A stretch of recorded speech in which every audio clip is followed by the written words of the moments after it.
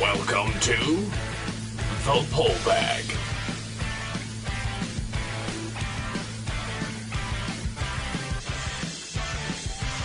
Join us as we dig out our latest comics and discuss them with the rotating panel of the GCRN crew. So sit back and enjoy this week's Pull Bag. Hello and welcome to The Pull Bag. This is episode 34, and of course joining me is JT from Saskatoon. Hello. I'm back. That's just too damn scary. I am, of course, TFJ and Mike, and we are back. Before we get into Villains Month, people might know over at DC, and people might know here in The Pull Bag, originally episodes 34 and 35 were going to be Villains Month, and I was like, nah, let's switch it around. So episodes 35 and 36 are going to be Villains Month, and in here we're going to be talking about the Superior Spider-Man numbers 12 through 15. Now, last time we did one of these episodes, oh so long ago, and God knows, I don't even know what number it was. It's been a while. I gotta look at the schedule, because I don't remember what night. And see, that's the problem, folks. It's not that I'm not interested in, like, I enjoyed reading these issues, and we'll get in depth with them once we do so. Let's see, what was it? 8 to 11 was episode 17. This is episode 34. Holy crap, that's almost 20 episodes or so. Damn. Since we've done one of these. And it's just the way that Marvel released. If this was a monthly book, It'd be a lot easier. I wouldn't have a problem if Superior Spider-Man was once a month instead of twice a month. I wouldn't have a problem waiting 4 months and covering 4 issues. But because it's twice a month, it's like, holy crap. And last time we did this, I said maybe we should wait, read them all at once, and then cover them and be done. Or I said maybe we should just record segments and cover them as they come out and then edit it all together, and that would just be one cobbled up mess of a friggin' podcast. I wasn't going to do that. Well, yeah, because, I mean, sorry, you go, Mike. If you record segments, and then when you get, like, if we got a week before the episode had to be released and recorded the intro and the outro, it would be all out of whack, all out of date, all out of... I'm not doing that crap. I'm just not. Well, I know, and just to speak about the publishing thing with Marvel, like, Spider-Man was the first one that they started doing twice a month with, when they did the quasi-reboot post-Deal with the Devil, that is One More Day. And they've really taken up this whole twice a month with a lot of titles. Like, I read the Invincible Iron Man, and when they did the Marvel Now series, when they rebooted at least rebooted the numbering, it was like literally like read Iron Man 3 1 week, and then literally a week later Iron Man 4 came out. And for doing something like this, it does make it a little more difficult, scheduling wise and getting everybody together. And, I mean, it's just you and I on these episodes, and that's kind of what I've done with the Pull Bag, is I've found one or two other people besides myself, like the bad stuff. That's just Steve and I. Turtles stuff, that's going to be myself and somebody else. I'm not looking for a huge crew of podcasters. I'm looking for more, and this is going to sound really wrong, but more of an intimate setting, to the point where two people can discuss a comic that they've read. Bing, bam, boom, that's that. I'm not looking for this show to be all informational and us to know absolutely everything about everything. It's us sitting down, looking at the comic we've read, and giving our opinion. It's not about passing on information, and that's one of the things with me, is because I'm a new comic reader, I don't have 70 years of baggage and hatred for comics. Because, and that's great. If people like the old stuff, that's fine. I like some of the old stuff myself. But I was never into it. I was never into it at the time. So it was like one of those things where, okay, this is a fresh thing. I don't need to know what happened specifically to Superior Spider-Man, this is extremely fresh. I don't need to know what happened to Peter Parker in issue number 311 and issue number 677. And, I don't need to know any of that crap because Dr. Octopus is Spider-Man. Yeah. I mean, the only thing I needed to know to get set up into this series is what happened in 698, 699, and 700. That was it. And I'm here to do, a fun podcast. If people like it, they like it. That's great. I know there are a lot of people out there that do like it, and I appreciate all the listeners that do enjoy the show. Generally, I wait for Steve to do iTunes reviews, but there is an iTunes review for Pullbag. I'll have to show it to you since you're Canadian. You can't see the U.S. side. But basically, the guy said, ugh, 1-star review. These guys are unknowledgeable and very bland. They don't know what the heck they're talking about or something like that. And I'm like, oh, okay. Well, he clearly didn't listen to the Marvel Then and Marvel Now episode because... I don't know. I mean, I'm just to the point now with Marvel. This is so funny. I would rather do trades for Marvel. We're going to be coming up here in a couple months with Punisher Month. All the Punisher stuff is trade style, So coming up next year, I've got several things planned for covering Marvel stuff. Hopefully, people will enjoy it. But it's all going to be trade stuff. As far as Marvel Monthly or Marvel Ongoing, like how we do DC, like the Bat Books Ongoing. Yeah, I can't. I just can't. It would be different if I was reading Superior Spider-Man, whatever the new Iron Man is, whatever the new X-Men are, whatever the new Avengers. It would be different if I was reading multiple books from Marvel. Yeah. Where you and I could just do, where you and I and a couple other people, I don't know, Art Danner or Booth Ninja or whoever, could do, a once-a-month Marvel issue. Yeah. A Marvel episode of, but that's not it, because I'm so engrossed in DC, and I'm sorry to the listeners that aren't reading DC. I do hope people still listen to the show, but the show pretty much is DC and IDW heavy, and it probably will be that way. Like I said, I'm making room. I am working some Marvel stuff in. I mean, we're gonna have 8 episodes of Punisher stuff in November, so well, yeah.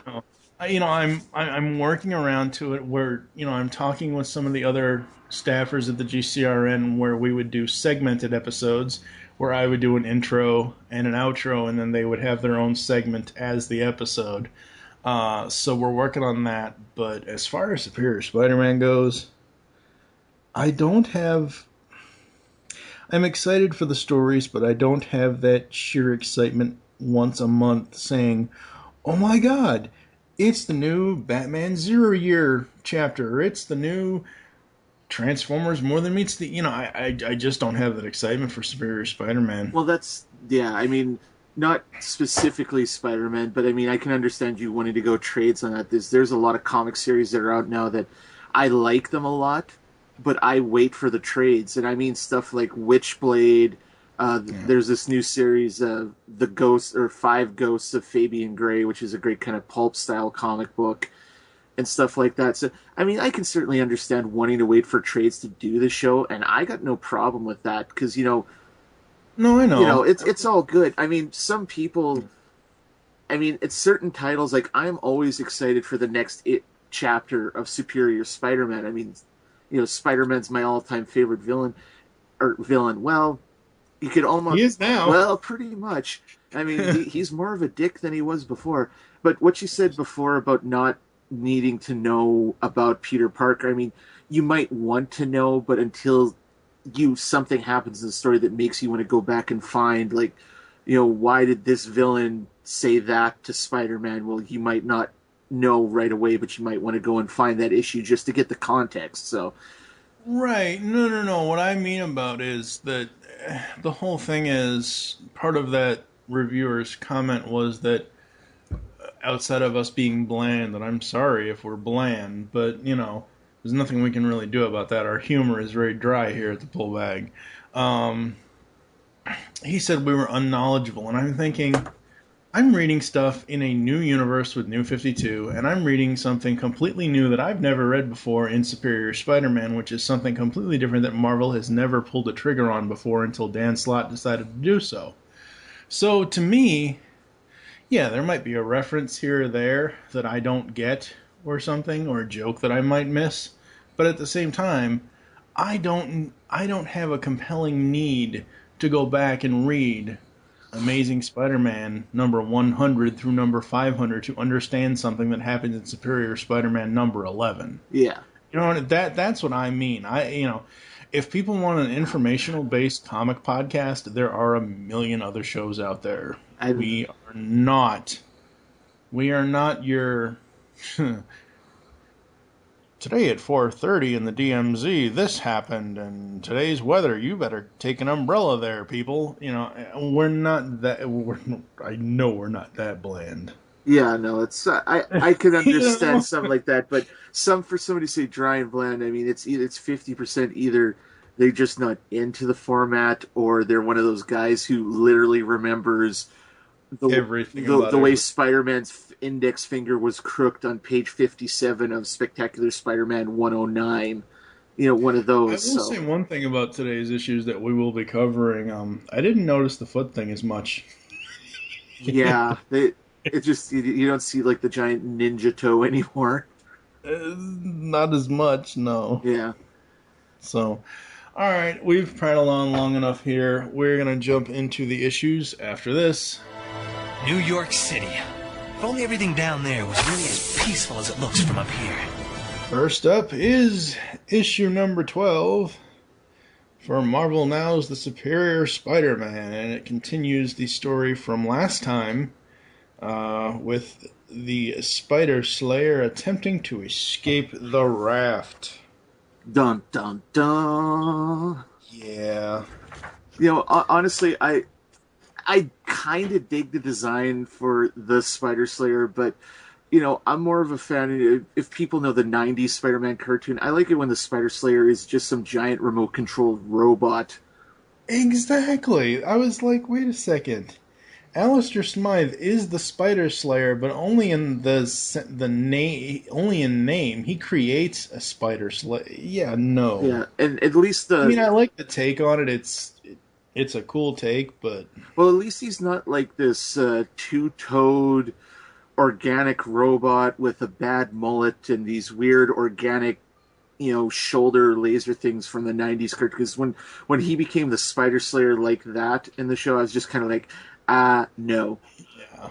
But yeah, I mean, and even if you go back to like the old '60s Spider-Man cartoon, the first Spider Slayer robot was this big teddy bear looking, kind of toddling around on two ball legs and stuff like that. But no, I prefer it when the Spider Slayer is a giant ass robot tearing up New York City, and Spider-Man's like, oh geez. Mm-hmm.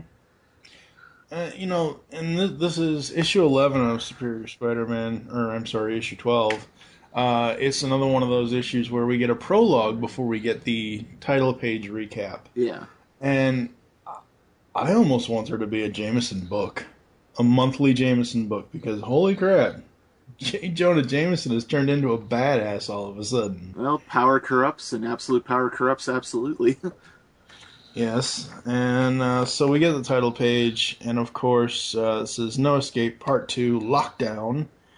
Of course, it gives the general history of how... Or what's going on. Well, the first mini panel is how Ock became Superior Spider-Man, blah, blah, blah. And then they're talking about the Spider Slayer and the raft and all that stuff. It mentions how the trio of villains get upgraded by the Spider Slayer's, silverfish, or whatever you would call those little mechanical bugs. Yeah, whatever they are. And this is, a little bit of detriment to me. I had almost forgotten that the Vulture got blinded when he fought Otto. Oh, yeah. Where he went head first into the Spider Signal spotlight and is got back in issue 2, yeah. Yeah, he got a little more than a case of red eye. Just got his retinas burned out of his damn head. I mean, the Scorpion was missing his jaw. Now he's got, bright, shiny new mechanical mandibles. And, Well, Boomerang just got beat up real bad, so it's not like he was that worse or that far off. Did you notice what Slott's writing did for Boomerang? It made him interesting. Well, there is that, but did you notice what Slott pulled out of his hat for how to handle Boomerang's powers? I might have noticed it, but refresh my memory. Who needs mechanical web shooters? We'll make them organic. Yeah. Organic boomerangs. He pulled a Raimi is what he did. Pretty, yeah, cyber organic. But I like it. I think it's cool. It's a easy way to explain the new power or how he's able to, you know. I mean, I like it. I thought it was cool, but when I read that line, I'm like, oh, that is so Spidey O2. Yeah, that is a very Raimi-esque sort of tack with the boomerang. I mean, you know, it's not like they ever really mentioned. You'd think, like, you know, when the Captain Boomerang fights the Flash, and no one ever comments that he never seems to run out of ammo. But that's DC, and this is Marvel. Yes. So we've got that panel, and then we've got the panel where, because they're all still trapped in the raft. Yeah. Because the last issue, the end of the last issue was Alistair trying to figure out how to get out, and Spider-Man. Spidey is pretty much sealed every possible thing that Alistair could do. I love how Jameson is drawn and colored here. Oh, yeah. Well, he looks like that's the one thing, you know, the artist, and let me make sure, Giuseppe Camuncoli, you know, his art's really tightened up with his run on Superior Spider-Man. I agree with you. I love, you know, J. Jonah looks like, you know, this is what he would look like in real life. I love the fact that he draws him with a fuller mustache. With a lot of people tend to draw J. Jonah with a slightly Hitler-esque stash sometimes, for his, you know, how he's fanatical about Spider-Man's a menace and all that. And I love the first, once we get into the story, in this first panel where Smite's lawyer is like, it's all your fault. Your presence here upset it. And Jada is just like, shut up. Punch to the face. Sue me. Yeah. And he's just like, you can see in his eyes the way he's drawn. Jonah just does not give a shit right now. Yeah, no. And Glory Grant, she's, as much as I like Glory, with her coming over to be the mayor's assistant or whatever she's supposed to be to Jameson, yeah, she should know better than to try to stop him. Yeah. You're the mayor, though, and you have people that could do this for you. And it so reminds me of all those adventures that JJJ had over in classic 94 Spidey, when he would go off on his own, or when he would tell stories of when he was a reporter. So I like that aspect of it. Yeah. Well, I mean, and the whole thing with Glory, you know, so you can't go off on your own. It's like you see the Spider-Man spider bots come in and create like a force field bubble. Mm-hmm. And I love what Jenna's response for Glory is like, what are you doing? There's nothing protecting you from Smythe. And Jonah's like, or him from me. And I was like, badass. Yeah. Because Jonah's, like, that's the thing. Like, I love the fact that that first page recap, like, you see Jonah's got this trauma. Like, he's just reliving Marla's death over and over again. You know, his deceased wife. And then everyone's just like, okay, he's crazy. Because, you know, you got, like, the head of security's in there, and he's all pissy because he can't go off and be the hero. And, you know, Jonah just doesn't care. Like, he's pretty much one way or another, this ends today. That head of security is the biggest douchebag in the entire book so far. Oh, yeah. Well, we'll get to his shining moment later on. But, yeah, the guy's just... So far, in these past, you know, in 11 and 12, the first two chapters of No Escape, he's a douchebag. I mean, he does have a shining moment later on, but yeah. I love this next panel. You mentioned the Spider-Bots break-in and all this. I love this next panel. Attention, everyone. If you're seeing this, Smythe's attempted an escape. Nice. Now say, help us, Obi-Wan. You're our only hope. Yeah. Like, Nora Winter is one of my favorite supporting characters in the Spider-Man comic right now, and it had to be said. Like, there's no way that Slott and Christos Gage, they're this plotter and scripter on this. So they came up with that moment. They're like, Star Wars reference, Star Wars reference. And it makes sense since Disney owns both. Yeah, and then you got the again, like I forget the name of the head security guard. It's like, now hold on, I'm head of security, and Gloria is just like, it's a recording. Shut up. Yeah. It's like, you do know he can't hear you, right? And then I guess before this force field bubble that these spider bots are going to be making, before the shell hardens, JJJ basically breaks out. So there is that. And he goes off and he grabs a gun off a dead security officer, and he actually grabs his entire uniform, doesn't he? Yeah, you don't see him. It's just that final image is he just picks up the gun. But yeah, I don't know if he takes it off that guy or he finds like a spare suit in a locker somewhere. You don't actually see it because later on in the comic you see JJ's armored up. But the page right after that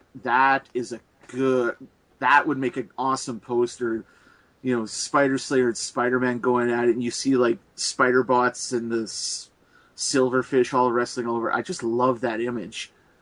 Yeah, that is very, very awesome. See, and it's not often that Otto really quips about everything, because, like I said, my favorite quip from Otto comes from the first issue. Is like, well, they just let anyone into the Sinister Six nowadays. And yeah, but Otto's reverting to his villain ways, though, in this issue. Well, he's trying to be a hero in a very super villainish way. But I love the one crack he makes is like, is it sinking in yet that you're being outsmarted at every turn? And Spider Slayer is like, please. Yeah, but then he goes and basically gives up his plan. Power grid? ? Damn me for a fool. It's...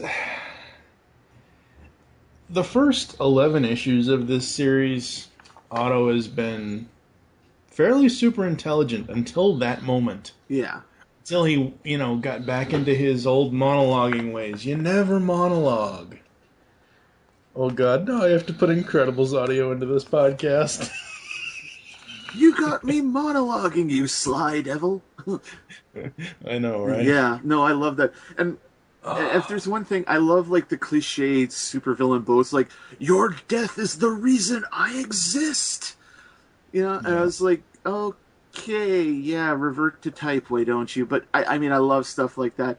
And he moves on, you see Spider-Man and Slayer going at it, and it's like, I've sent word for the Avengers, they'll be here any second. And Spider Slayer's like, reinforcements. Why didn't I think of that? And you get that kind of awesome shot of, Scorpion, Vulture, and Boomerang coming down the hall, and dun dun dun, to say the least. And the one thing I love about Chemicole's art is he draws the action very well. Like everything, like the next page after that, we see Spider-Man, throwing like a punch and then jumping in the air and everything. Just the way the pages are, the way he lays out the art in the pages, like I really like the flow of it. It's just Spider-Man and him are going at it, and I love like the motion of the art, if that makes sense. Yeah, no, it's very, very awesome. Yeah, and then you see Jonah kind of rescues Spider-Man from the Slayer, and Slayer's like, I'd rather get out than even. Yeah. I don't know if I agree with this whole... I obviously, after reading the issue, when I read it, it was... I guess I'm going to have to be okay with it because that's where the plot line's going. But this whole thing, you must kill him. You must stop him any way necessary. I don't... I get that Otto is his own Spider-Man now. I get that Peter Parker supposedly is no more. But, Otto saw all those memories, and Otto agreed. Great power, great responsibility. And killing people, it's just not... I found it more offensive here that Jonah would even entertain that notion, regardless of his emotions for Alistair killing his wife. I found it more offensive here that this version of Spider-Man killed a man than I did Clark Kent snapping Zod's neck. Well, yeah. I mean, there's the whole thing with Massacre, like, you don't actually see... Like, you see it, but you don't see him, Spider-Man, pulling the trigger. But the whole setup here where Jonah, I didn't pick this up, this last page, and this is... What page is this? If they numbered their pages at Marvel and DC, we could know. I think this is like page 10 or 11, where Ottos is like, I want to be absolutely certain what you're saying. And then Jonah spells out what he wants Spider-Man. He wants Spider-Man to kill the Slayer. And this comes back to bite Jonah in the next issue. So it moves on. Spider-Man's like, obviously, I can't force you to take advantage of my protection, but I assure you things are going to get worse. And then we get to, the douchebag moment of the captain of the guards. It's like, this is ridiculous. I was trained for situations just like this. I should be out there helping. Also, I have to go potty. I was like, really? You're trapped in a force field bubble and you want to bitch like that and then mention you got to go make Tinky. And I was just like, no wonder you're a douche. And I love Glory's just sitting there and she's like, the mayor's an important man. When our staff doesn't hear, they're going to alert the police, the Avengers. And then Nora's just, ray of sunshine that she is. Before I left the Bugle, we filed a story about the Avengers going into space. And you just see the look on the people's faces where, we're like, oh, crap. But that's the whole thing. And, correct me if I'm wrong, because I haven't gone back and read issues 1 through 10 of Superior Spider-Man. Wasn't it the whole thing of one of the issues was that he was basically Otto Spidey is no longer... Oh, he's on... If you read... I'll certainly mention it when we, at the end of the show, when I do a little recap on Spider-Man or Superior Team Up. He's not fired, he's on probation. Oh, that's right. I remember that. Yeah, I remember that now. Again, folks, I'm sorry. It's been so long since I just don't keep up. Since we've chatted like this. But yeah. Spider-Man's on probation because, that whole thing with the Avengers, that's right. He's a Skrull. No, he's just... the whole thing with, wait a second, he's a Skrull, isn't he? And then turns out, no, he's not a Skrull, he's just a dick. And I, like I said, eventually they're going to get to the whole thing where, I'm sure Peter's going to come back someday, and that's going to be a really interesting story, but when it comes out that, Spider-Man's a quote-unquote villain now, it's going to be interesting what Wolverine does. But, back to the story.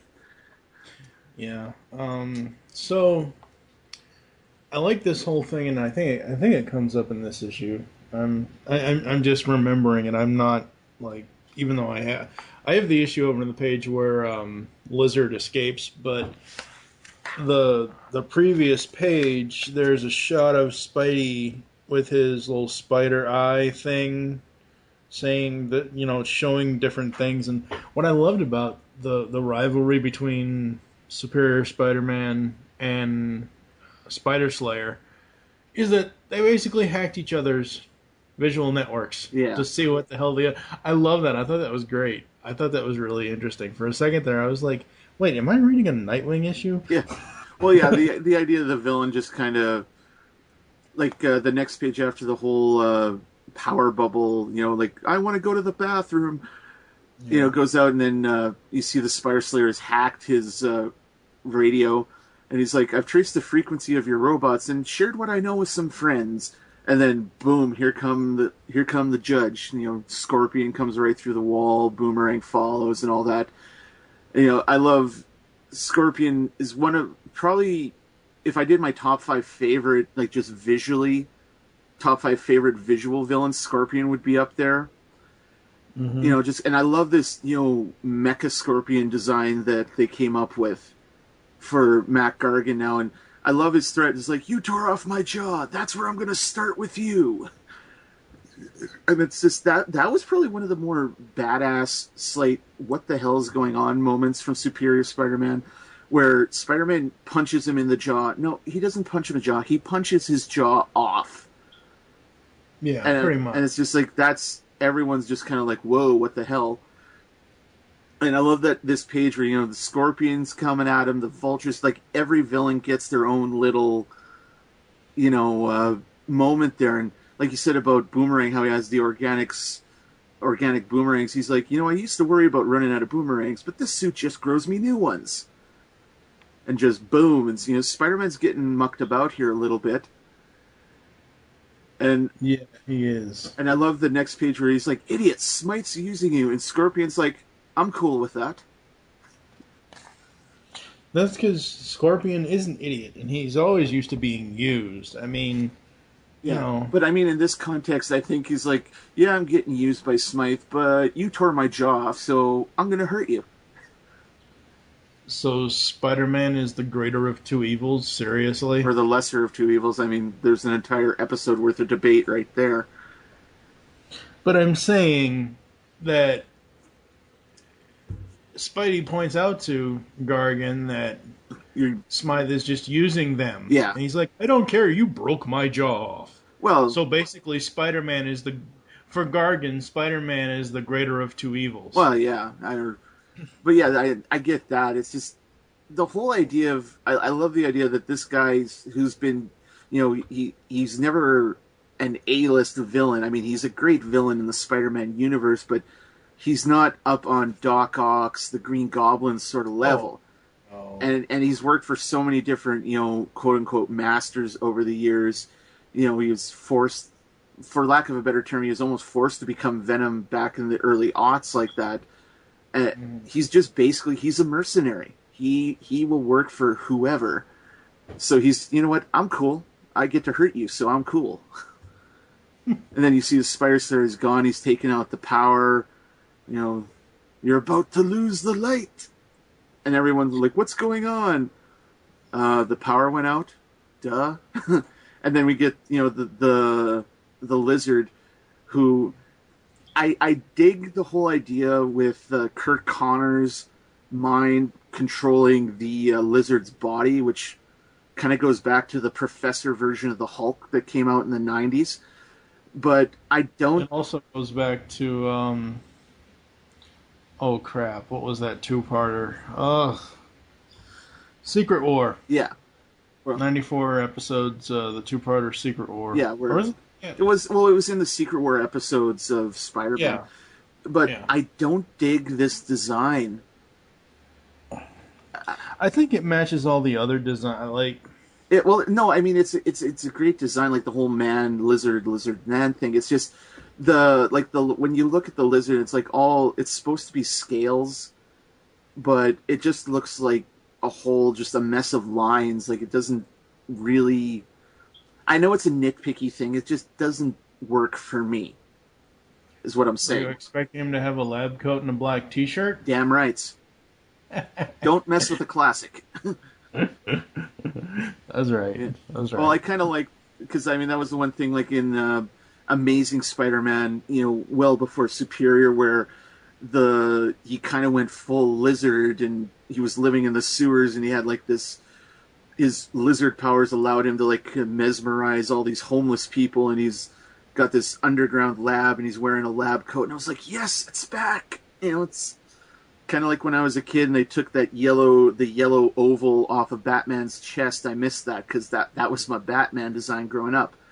So, but you go back to the Spider Slayer and he's like about to escape, and he's like, farewell, Spider-Man. You forgot one thing. Backup generators, and all of a sudden, like, this geyser of flame shoots out the hole. And I'm loving the art when it comes to certain aspects of this issue. It's just spot on, and I think the reason, specifically to issue 12, the reason why I didn't notice any weird spider toe is because this is a different artist, is it not? Well, no. Kamikoli's done some issues before, but before he became on like the whole like primary artist, because it switches between him and Humberto Ramos, who shows up in a couple issues again. He was just doing the covers initially. Okay. Yeah, but he's done he's done a few issues before, and like I said, I'm really digging the way his art's really tightened up. Yeah. You know? Yeah. I mean, issue 11, the art is just absolutely amazing. I will say though, I much prefer, and we'll get to it in issue. I keep saying issue 11. Damn it, issue 12. Um, I much prefer seeing Spidey out in the daytime. I don't like seeing Superior Spidey inside these. It just the suit is too dark to be in a dark place for me because it's red. It's not red and blue anymore. It's red and black. Yeah, wait until we get to the redesign in a couple issues. Oh, crap. But yeah, so I mean, it should probably move it along here. I mean, Spite sends coordinates to the villains. Is like, here, kill these people. Scorpion's like, no, Spider-Man punched off my jaw. I want to hurt him. And then Spider Slayer's, didn't I mention that J. Jonah Jameson is running around the prison by himself? Be a good chap and go kill him, won't you? And Scorpion's like, okay. Again, he doesn't really care that he's being told to do anything just as long as he can hurt somebody. And it goes on, you got the Vulture takes off, he's going after the other civilians, leaves Boomerang to Spider-Man. And I was like, yeah, that's not going to end well for Boomerang, isn't it? Because he just keeps, I love, like I said, the armor just keeps growing, these boomerangs just over and over, and then finally he beats Boomerang, which the most classic Spidey way possible. Yeah, that was awesome. You're just like, what about my Bomberangs? Oh, crap. Yeah. And then, he gives the Spider Slayer gives Spider-Man, this moral dilemma. It's like, you're going to stop Scorpion or you're going to stop Vulture, who will you save? None of the above. What are you talking about? There are lives to save. And he's like, you have to save them. And Spider-Man's like, no, I'm going to kill you. I get this, and I like this a lot, but the whole time I was reading that when Spider Slayer was saying that, I'm like, only time to save one of them, Batman. Who's it gonna be? The love of Bruce Wayne's life, or the Dark Knight's secret partner? Oh, Junior partner.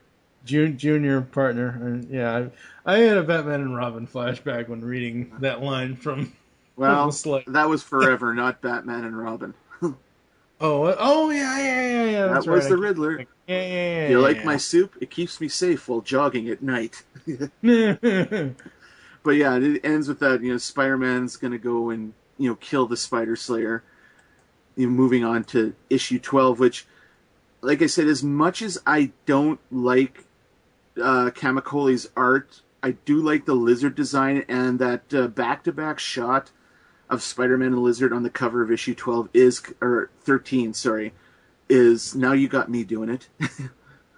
Well, we'll talk about issue 13 after this. Can you say I'm going to jail? So, issue 13, now that we are past the two-parter, I won't have a problem here. Alright, so issue 13 of Superior Spider-Man, the cover is the Lizard and Spider-Man back-to-back. Yeah, well, I mean, it's just a very, I don't want to necessarily say iconic, but it is a very classic pose to have something like that. With the silhouettes of the villains in the back, and, just how you got that light pouring forward like that. Like, I think that was an awesome image. Like I said before, I'm not that I'm not a fan of the Lizard design, it's just, the way he draws the details on the skin and all that. Like I said, it's a nitpicky thing, so... But yeah, the details in the skin. I can see why you might not think it's to scale, but overall, I like the Lizard design. I think it's cool. Well, yeah, you got. I think it's cool that they actually did this and had the gall to do Connor's brain inside the Lizard without the Lizard going berserk. Yeah, well, like I said, there's. Like in the 90s during was it Gary Frank and was it Peter David's run of the Hulk, where, they merged the Savage Green Hulk and the Gray Hulk in Bruce Banner's mind into the Professor Hulk, where, is a mix of all three that ran for many years in the Incredible Hulk title. That's kind of the tack they're doing with the Lizard right now, which I kind of dig, but it's more of a reverse werewolf kind of idea in a way, with where he's in this monstrous body, but he still retains his mind. So, but yeah, no, I dig that cover and the recap. Spider-Man, Otto Octavius, Spider Slayer gonna die, villains break out. Let's get ready to rumble, basically. I love the subtitle for No Escape Part 3, The Slayers and the Slain. I think that's a great title. Oh, yeah, no, and I love the idea that, the whole, again, playing off the whole Slayers and all that, and like, who's going to live, who's going to die, that sort of thing. And I do like that black and white flashback where you see Otto thinking back to the whole when he switched brains with Spider-Man, and he's taunting him, and, Spidey's laying there in the iron lung just looking at him. I was like, damn. And then the idea that shot of Spider-Man swinging down the hall, and there's like this mass of spider bots. I was like, I would love to see the production facility for these things, because how in the hell do you make like a bajillion little robots like that? Oh, I know it. And it's also kind of creepy in a way, which plays to the whole villain playing hero that Otto's doing, so. Oh, holy crap. I didn't even notice. On that same page, the alternate side of it, where you see Smythe and he's talking to Spider-Man. This is the scene I meant earlier about they're looking through each other's, signals. I didn't even notice there was a giant Raimi-like spider on the back of Smythe's costume. Yeah, I've noticed that too. He is the Spider Slayer. If he didn't have that, on the front and back, people are just, so you're the silverfish? Yeah, exactly. Like, it doesn't, without that, you don't get the idea that, obviously he's a bad guy, but you don't know who he is necessarily. He's like, I am the great silver insect man. Yeah, unless you have an orange face with an orange hood and fly around on a glider or giant green ears and talk like this. Yeah. And I gotta say, and we'll get into this more as we go to issue 14 and 15, but I love how Slott isn't just trotting out Green Goblin right away. Like, it's all behind the scenes. I love that. Oh, it's a very slow. It's a slow burn, which I really like, because it's a slow burn, but it's not as slow as half of season 3 of Breaking Bad. Well, it's a slow burn, but it's not molasses in January. Exactly. Because the way they've used Norman Osborn, how I love the fact that they just kept him as a Spider-Man villain for so long, but with Civil War and all that, how they made him a Marvel villain, not just a Spider-Man villain. Right. And now they're bringing him kind of back like this, but it's a slow build, because the Green Goblin, Dr. Octopus, and Venom are probably my 3 favorite Spider-Man villains in general in the Spider-Man mythos. And the Green Goblin's absolutely one of my favorite villains, and I can't wait to see what he's doing with this. How he's merging, he's bringing all these different gangs together, and certainly when we get to 15 and then 16, what he's building something, and it's going to be so cool when that comes out. Yeah. So I love the Spider Slayer. He's like, just give me what I want, and we all leave here alive. And Spider-Man's like, there's only one way you're leaving, in a body bag. And I was like, uh-oh, it's on. And then the next page is a giant panel, to the death. And again, like, Kamikole, like, he really gets these kind of, like, really cool, iconic shots like that. Like, that's a really cool image, of him fighting, because you see the battle damage on Spidey, and he's just coming in. He's like, well, launch all the torpedoes and damn the masses. But then they get back to the Vulture and the other civilians, and is it just me, or is like the Vulture even creepier now than he was before? Yeah, he is. Before I turn the page, though, It wouldn't be a superior Spider-Man episode of the Pull Bag if I didn't constantly go back and rag on the ads in Marvel books. I get it. Marvel's owned by Disney. I understand why they put in, hey, Marvel merchandise, backpacks, all that stuff for kids. I get that. I'm fine with that. Yeah. Why the hell, on the opposite page of the To the Death page, is there an ad for Cirque du fucking Soleil? Because Disney is a I whore? get it. I get it. People buy. I mean, it's just like somebody going down to the Daily Bugle and buying advertising in the Daily Bugle. I get that, but it's like, I look at the bottom. Tickets starting at $69. Who the fuck would pay $69 to see that crap? See, and just as a quick aside, like you mentioned IDW being like a big focus of the Pull Bag, at least in terms of the titles we look at. That's the one thing I love about IDW Comics is that all their ads are at the back. At the back! I know. So there's like 5 or 6 pages of ads, which I'm cool with, but you're not interrupted. It's like... and most of them aren't even ads. Most of them are solicits for what's coming out. They're not even... like, IDW might have an ad at, like, the flip... like, the front cover. Yeah. When you turn the cover, they might have an ad. But the rest of their stuff is all their solicits at the back of the book. Oh, IDW, you guys rule. Yeah. So yeah, but back to Spider. Back to the bubble. Yeah, he's like, and just the way Chemicoli draws the Vulture hiding there, and he's got the claws out, and he's like, "I'll get you, my pretty." And he's like, there's weaknesses in the bubble right here. And he does this like ripping off Archangel's feather darts. You know, he takes out some of the spider bots, and then the priest that was there to like officiate the execution, he's like trying to appeal to the Vulture, and the Vulture's like, I don't give a good gosh darn what God thinks of me.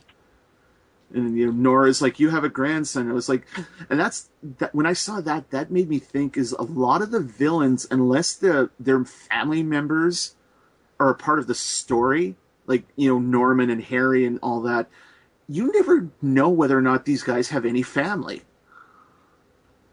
You know? Yeah. Well, the difference between someone like the Vulture, Adrian Toomes, when he's the old man, and someone like Matt Gargan, who is just the biggest douchebag in Spider-Man's rogues gallery, the difference is that, you know, he says it. You know, Vulture says it. He doesn't just say, I don't give a crap about God. He says, I don't care about your God. So that must mean he worships some other religion. Or he's an atheist. Yeah, there is that. But at the same time, it's like, you're right. You know, they appealed to his second nature with his family. And it's like, Well, yeah, because you got sorry, you go. No, go ahead. I was just saying, like, Nora, you know, what about your family? You know, is this the legacy you want to leave? And then Glory and the the district attorney there is like, you know, we could get you leniency. And then Smythe's lawyer is like, leniency? Hell, I could get you acquitted. Yeah. And then douchebag McGee, the prison captain, he's like, as soon as the force field goes down, weak blast him. And then the one guy, sir, he's considering it. He's like, shut up, we're going to shoot him. Mm-hmm. I mean, like, we call this guy a douchebag, and I mean... He was in the beginning, and then he started to have a hero complex. Well, I think, yeah, and he got that hero complex, because when Jonah first gets to the raft, he's all like, you suck at your job, I should fire you. Yeah, exactly. So, and then, you know, you see the Scorpion, like, you know, Hulk out, or do a Kool-Aid Man impression, come through the wall, and Jonah's sitting there with like an automatic weapon. He just opens up on him, and he's like, I don't care. He says, I got a gun in my hands. Boom, boom, boom, boom. Yeah. I don't know. What did you think about that? Like, with Jonah just gunning down the Scorpion like that? It's self-defense. I mean, he did jump through a wall. He's like, oh, crap. And then he does say at last, I'm finally going to get my hands on the guy I hate the most in the world in my claws. So it's not like Jonah just, you know, walks into, you know, it's not like Jonah just knocks an apartment door that person opens the door and Jonah just shoots him right in the head. Yeah.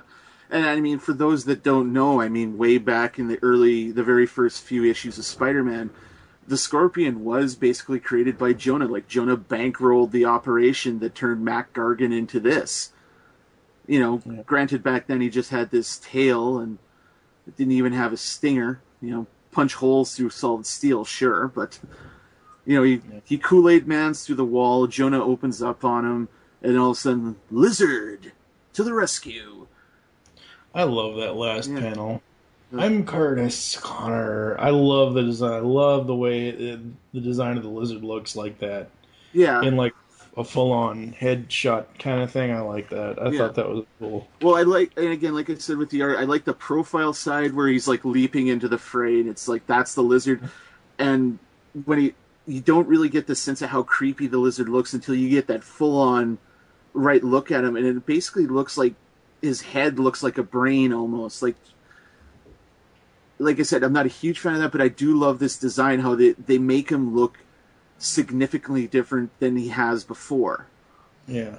Well, you know, that goes back to the earlier art, specifically the cover. Was it issue 9? Spidey Brain? Yeah. I mean, that's really what that's a callback to. Yeah, the Parkerectomy. Yeah. So yeah, then we get Lizard versus Scorpion. And there's too many reptile battles in this book now. Yeah, and the power of the force fields dissolving, and yeah. I do like that. Spider-Man breaks like one of Spider Slayer's tendrils or something. He's like, "I surrender," and it's like, you know, of course the civilians are in mortal danger. You should just go save them and leave me alone. And Spider-Man's like, "Nothing doing," and tentacle to the chest. Yeah, that was some amazing art right there. Oh, yeah. Well, you get the whole the violence and everything, and just that kind of stunned kind of look that the Spider Slayer has. He's like, you know, ow. Yeah. But he moves on, and then because the Spider Slayer is like mortally wounded, all the tech that's been grafted onto the Scorpion and the Vulture and Boomerang just breaks down. I'm blind, I can't see. Well, it's more so like where the Scorpion, because he's got it worse than, you know, Vulture, I would say, because, you know, all of a sudden it's like, what, this is, and all of a sudden, you know, he's got no jaw now. And then I love how Jonah's, the lizard's like, this man needs medical attention. And Jonah's like, yes, he does. Let's go.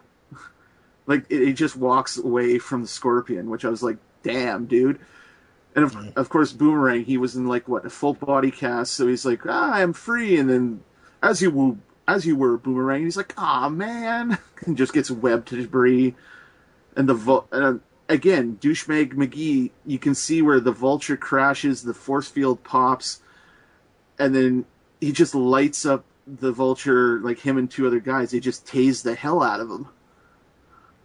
And Douchebag McGee's real name is Guard Shipley. Or, yeah, Mr. Shipley. I don't know, it's just, the guy just annoys me. Like, first of all, you suck at your job, you get bitched out by your boss, the mayor, and then you decide, I'm just going to do whatever the hell I want. You know what you just described, JT? What's that?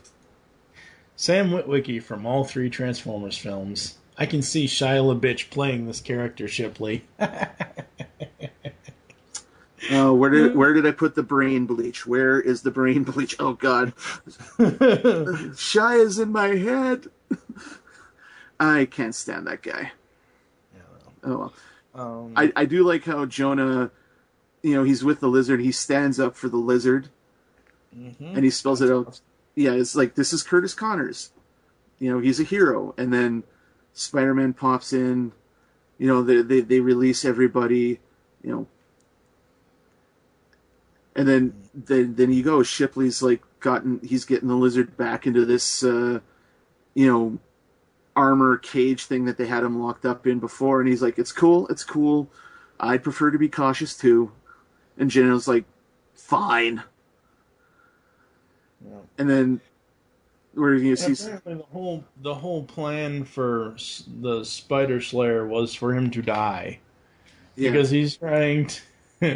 Oh, just yeah, because they're walking towards the edge, and all of a sudden, all the silverfish pile up out of this vent, and they're bringing the body of the Slayer, who's basically his body's dead, but his mind's inherent in his technology, and stuff like that. And just I love just the kind of grotesque visual of this corpse rising out of the hole, held up by all these bugs. It's like that's a horror movie moment right there. And then he shanks Shipley, and Spider-Man takes him out onto the rocks, and you see the Spider Slayer steals a page from Dr. Octopus's book where he tries to implant his mind, and I will have the ultimate revenge on you. I will steal your life. Wait, why isn't this working? I know, yeah, that's so awesome. And it's just like like all your escape attempts, I thought of it first and closed it off to you. He's like, no, I've planned this for months. How could you think of anything? And Spider-Man's like, because I'm Dr. Octopus, bitch. I mean, granted, he doesn't say that, but I mean, that's the moment. I didn't ever think he would say, like, to anyone. Well, yeah, just to reveal it, like, I'm Dr. Octopus. Bitch. Yeah. Yeah. Well, basically, Exactly. And then the Spider Slayer dies, and, what follows goes back to last issue where, Jonah spells it out for Spider-Man what he wants to do. They're going back to, like, hey, Mr. Mayor, can I talk to you over here for a second? Yeah. And he blackmails J. Jonah Jameson, mayor of New York City, into giving him the raft, the island that the prison's been shut down. Spider-Man now has his own island headquarters. And he and he shall call it Spider Island Part 2. Yeah. Because of this whole spider. And I love that last image where he's like, well, technically I am a new client. He's calling a service to set up minions. I'll send the specs for the uniforms over. A new uniform? Yeah, why not? And then you see he's got like one of the giant Octobots from Amazing Spider-Man, where he tried to take over the world. And Spider-Man's just sitting there humming a tune and repainting the thing. And you see in the bottom corner of that last image, you see the kind of redesign that they're going for with the new costume. Yeah. We'll talk about the new costume in a moment here when we get to issue 14. But overall, issue 13 was interesting. Well, yeah. I mean, the whole no escape storyline, like the idea that, Spider-Man's been brought in to, slay the Spider Slayer should he try to escape. And the idea that Otto, again, going with the whole superior theme, he put some thought ahead. He's not just going in there to, like, officiate the execution. He went ahead and he blocked off every possible escape route. And a hero would not necessarily think about that. Nope, not at all. So we're going to move on and we'll be back after this. Unless they get their tickets punched by their friendly neighborhood Spider-Man. For issue 14, we have the cover of Superior Spider-Man, who... Is it just me, JT, or are DC and Marvel trying to collaborate with each other and turn Spider-Man and Nightwing into the same character? Because I swear, the pants, or the bottom half of the costume on this cover, it looks just sort of similar to what Nightwing's New 52 costume is, a little bit. I would say, or I would argue, it's more like the pre-52 version of Nightwing's suit. Because, I mean, the new one's got that slightly 90s armored look to it. But, yeah, it's very similar to Nightwing's suit. When I first saw this new image where it's basically a black unitard with, like, the little bit of Spidey, like that Spidey shield on the top there, looked very much like the Bucky cap costume that Bucky Barnes wears. He's just got this top shield and then the black everything else. And you see in the background, it's Humberto Ramos is back doing the art. He's one of my favorite Spider-Man artists because he just has this kind of kinetic feel to his thing. You see the massive minions behind him, and I was like, oh god, Spider-Man's becoming a villain. You know, I mean, if there was any clear if there's any clear indicator of somebody becoming a supervillain, it's Minions. And it's not the Minions that we all know and love, but dudes in like bodysuits and goggles and shit like that. But yeah, I mean, I think this is just a single issue story called A Blind Eye. We get into it. It's a shot of Shadowland, which, if you guys haven't read Daredevil the last few years, here's the skinny. The Kingpin controls the Hand, which is this murderous cult of ninja. There's a giant Japanese castle called Shadowland in the middle of Hell's Kitchen in New York that the Kingpin's been taken over for years. And people generally don't like living in Hell's Kitchen because of all this stuff running around. You know, because you see this father looking after his daughter, and there's this boom, boom, boom outside. And you see it's a giant mech of some kind walking down the street. You go into the Kingpin planning things out and it goes back to the few issues ago where Spider-Man's, this one-man war on crime. He's taking out one criminal family after another. And the Kingpin, of course, is going to expand his operation and take over. And then I thought that this took,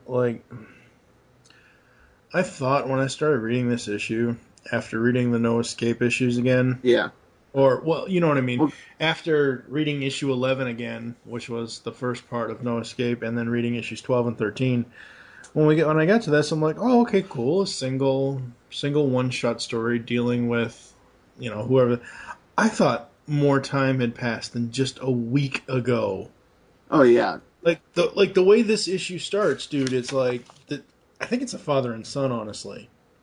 Because his son, the kid's name is Leo, the father is Jamie.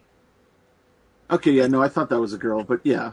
Either way, I thought, okay, this is cool. And again, like I said, with issue 13, I love how they started out with narration from Jameson. Here, I love how we're starting out with a completely different character than just, hey, it's an average day in Superior Spider-Man's life. I'm glad that Slott has moved away from doing that, like what he did in the first, 6 or 7, because I get the first 6 or 7 issues, you have to set up the character, the whole dating thing and all that, I get you have to set up the character, but I'm glad that they're now going to, not just starting with Spider-Man.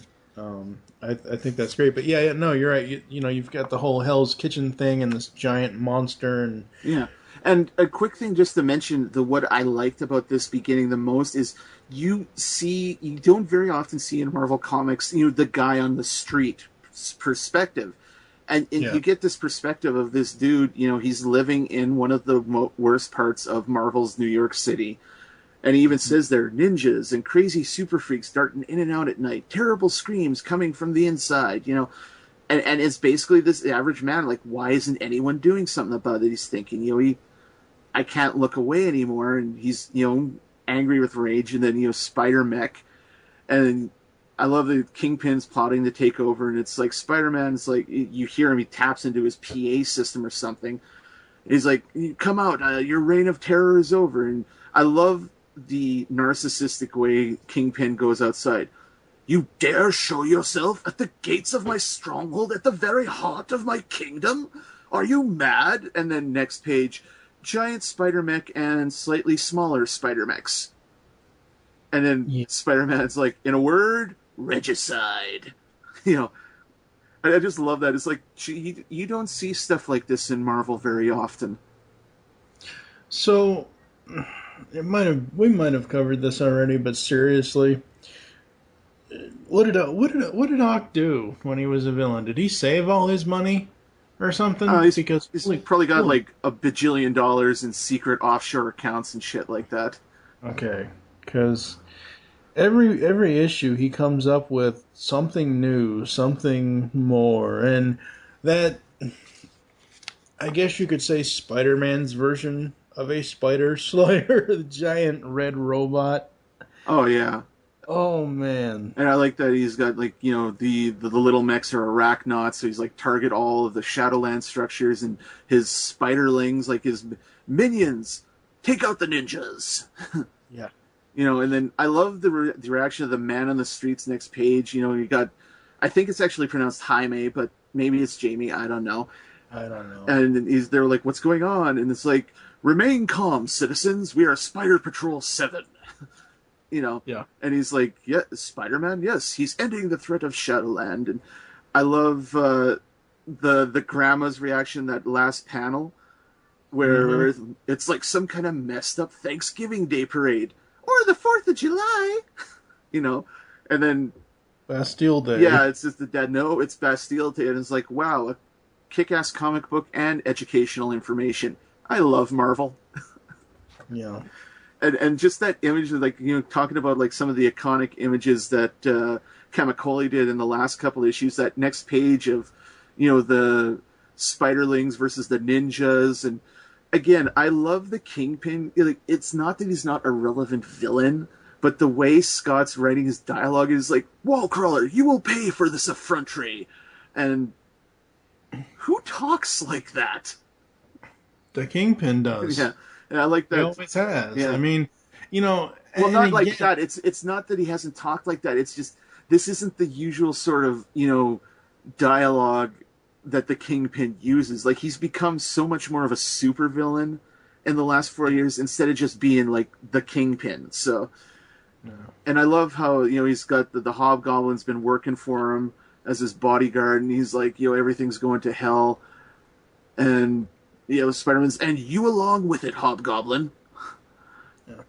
But even now, even in this issue, this is the first time we've seen Kingpin, correct? In this series, in the Superior series, right? I think there might have been like a one-panel appearance or something like that in early issues. Right, but this is like the first full-on Kingpin story, correct? Yeah. Okay. And technically, Kingpin was originally a Spider-Man villain and then got co-opted by Daredevil years later, so... Yeah, by Daredevil. So that's the thing, is that this version of Kingpin, again, reminds me so much, and pretty much any reference I make, ladies and gentlemen, just for the listeners, it's going to be 94 Spidey, because that cartoon is awesome. I don't care what Ben says. It's just one of those things where when I'm reading this, I'm hearing that voice. You said that, who talks like that? 94 Kingpin, maybe not exactly like, maybe not these exact lines, but he had that bravado about him. He had that. Well, yeah, that's Roscoe Lee Brown, I believe, was the guy that. Yep. That was one of the best things about Kingpin, is he just had this smug arrogance about him, kind of thing. But yeah, I whenever I read Kingpin, I hear Roscoe Lee Brown's voice. And I love the reappearance of... The one thing that I kind of liked in Civil War was the Iron Spider armor that he had. And I like Doc... That's who the big red machine reminds me of, is Iron Spider. Where the next page where, the little backpack that Spider-Man's sporting, he sprouts these legs, and I know some people, when I was in the store and I was flipping through this, and a couple of my friends were like, "Why are the ninjas crumbling into dust?" Well, that's what happens when you punch a ninja from the hand. They go poof. Because they're like demon ninjas or something. But I like that. So this whole storyline is supposed to be happening at night, right? More or less, yeah. Damn, I was going to make a ninja vampire joke. Yeah. It just poof. Yeah, I love that incoming call from the mayor's office. "Very well, put it through." And he's like, "Sorry, I gotta take this. Isn't a good time, Mr. Mayor." "Oh, this shouldn't take too long. I just have one question. What the hell are you doing?" And again, this is my favorite version of J. Jonah, whether he's a newspaper publisher or the mayor, is his alliteration. It's like, "You blithering bug-brained buffoon, you're blowing up a building." And then Spider-Man's like, "Shut up. It's Shadowland." Yeah. It's a criminal headquarters. Why is it still standing? It goes down tonight. Even though Jonah is the mayor now, I still hear J.K. Simmons every time I read. Jonah is Jonah. It doesn't matter what he's doing. I know, but every time that I've read him in this series, I still hear J.K. Simmons in my head, because J.K. Simmons could so pull off these lines. Oh, yeah. I mean, don't get me wrong, I liked Ed Asner as Jonah in the 94 series, but my preferred Spider-Man, or J. Jonah, is J.K. Simmons, because that dude is awesome. Yeah, I mean, but see, that's the thing. It's like we don't, yes, Ed Asner as J. Jonah Jameson was great in '94 Spidey, but ever since the first film, it's been J.K. J.K. is Jameson in Ultimate Spidey. I don't know who played him in Spec Spidey, but it's J.K. right now. Well, yeah, J.K. Simmons is to Jonah as Kevin Conroy is to Batman. Pretty much, yeah. I mean, that's awesome. I mean, the only time that I cannot hear J.K. is in the last issue when it was Jonah versus Scorpion. That's when I hear Ed Asner. Gargan, you idiot! You'll never amount to any. That. Yeah. That attitude. That presence that Asner had would fit so perfectly with Jonah in the prison with a shotgun. Yeah. Oh yeah. There's this. Most definitely. But yeah, I love that Jonah's bitching out Spider-Man and Spider-Man. You don't have the authority. Oh, I will. You're gonna give it to me. Yeah. And it's like, fill out whatever forms you have. The mayor's office backs this play. Do I have to remind you what we talked about last week? I know. I know. I like that. And it's, I know right there, it's not a very self-serving thing to say, but you can't. There'll be questions, casualties. Think of the lives that'll be lost. And that bit of dialogue, I just kept thinking of the Jonah from the 67 Spider-Man cartoon. How he was just this big whiny baby. And I just kept hearing that version of Jonah coming through right there. It's like, I'll be ruined. Why me? That sort of thing. Yeah. And then, yeah. And he's like, there'll be... Sorry, I was just saying, because he's like, there'll be casualties. And Spider-Man's like, what casualties? These things turn into dust as soon as I breathe at them. And the only bodies you'll find will be that of the Kingpin and his psychotic murdering bodyguard, the Hobgoblin. And and again, this is such a what happens next is such a Kingpin thing. It is even more so a supervillain thing. Like, the Kingpin is a great criminal villain, but to be a supervillain, you have a secret room with some dude that is as big as you are, that's had plastic surgery look at you, and you just basically feed him ice cream, popcorn, and fried chicken. And he's just like, he comes in, he's like, Mr. Fisk, nobody said you were coming. Ah, yeah, it's okay. Hobgoblin, meet Mr. Smedley. Are you having a good time, Smedley? TV, video games, all you can eat? Yeah, pretty sweet deal. Oh, that's good. Neck snap. And I love even Hobgoblin's reaction. He's like, holy crap. Yeah, fire? What fire? Yeah. That fire. Yeah, even what Kingpin says, and this is what makes him a supervillain. Not that he had a body double, the fact that he had a body double whose DNA mimics his own. That isn't a street-level criminal Kingpin, that is a freaking supervillain. That's Kingpin hopping over to the DC universe and grabbing some of that old Cadmus tech. Oh yeah, that's straight up Lex Luthor now. I know, right? And I do like that. I never thought of that. You're right. White, fat, bald Kingpin is a white, fat, bald Lex Luthor. Very much. And I love the James Bondian villain way. He's got a one-man mini-sub that he takes off, and he's like, sadly, Mr. Hobgoblin, the time has come for us to say goodbye. Smart boy. Because you just see Hobgoblin just like, poof, gone. And he's hacking his way out of the rubble. And he runs right... And this is, again, something that goes back to what the Green Goblin's planning. He's hacked Spider-Man's spider or web net or whatever it's called, where he runs into a spider bot who does not detect Hobgoblin because of this hack that the Green Goblin's put in there. And I just love the dumbfounded look in the Hobgoblin's face. It's like, must be busted. I'm gone. Yeah. And then you see the dust settling, and Spider-Man and his minions, and walking out looking all stoic and whatnot, and Jaime's like, "Thank you, Spider-Man. Thank you so much. That's what I'm here for." And then and this is all thanks to the gracious support of our very own J. Jonah Jameson. And this again, that last panel with Jonah, the blackmailing bug, he's got me right where he wants me, right under his web thumb. Cahoots, cahoots, I say. And again, that is 67 Jonah Jameson right there. Just that, pulling out his hair. He's like, what the hell am I gonna do? Because I love that. Just, we're in cahoots, cahoots. Yeah. And then just the whole thing with Jaime and sending Leo to stay with the was Mrs. Danforth, I guess she's called.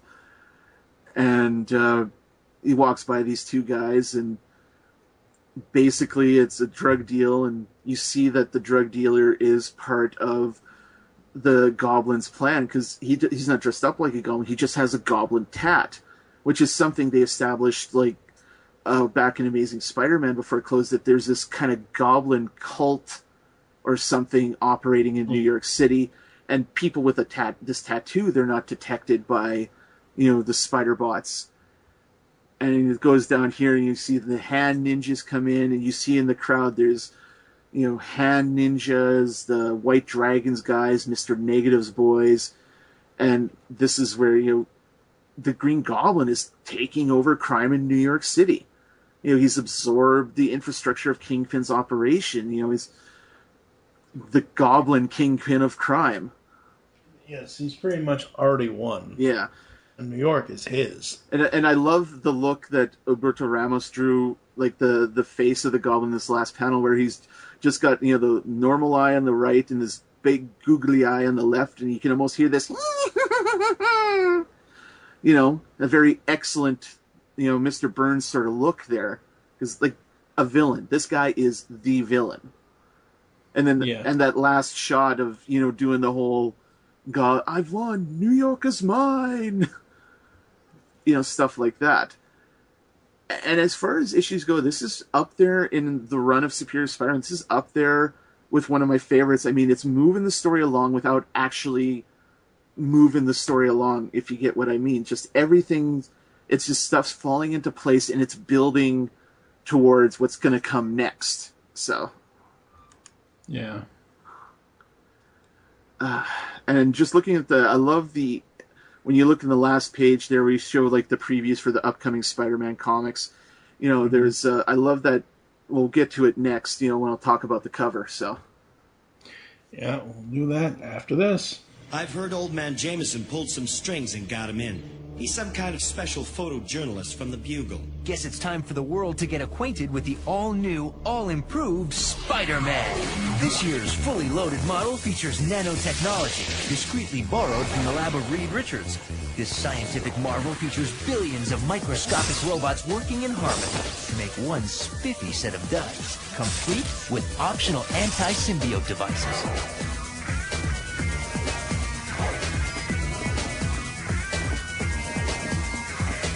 And finally up today, the Superior Spider-Man number 15.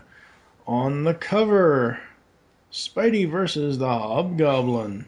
I know, and see, the one thing, like I said, I love this cover. Like, the way Alberto Ramos is drawing Spider-Man very insect-like, because you look at his talons on his fingers, and just the way the body is, with the legs. He's got that, he's grown 15 separate vertebrae, so, his spine's going a few more degrees than a human should.